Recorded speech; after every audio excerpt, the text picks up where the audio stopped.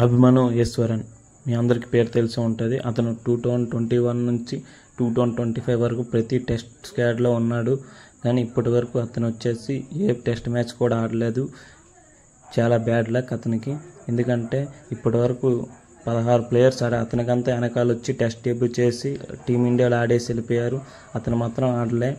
ఇంకేటంటే ఒక 10 ఓవర్సీస్ టెస్టులు ఆడారు, దాంట్లో కూడా యాడ్ చేయలే. 3 ఓపెనర్స్ మారారు కానీ ఇంకా అతను యాడ్ చేయలేదు. అలానే 9 వన్ డౌన్ ప్లేయర్స్ని మార్చారు.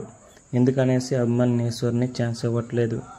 అతని స్టోరీ అలాగే ఉండిపోతుందా? అతన్ని బ్యాటింగ్కి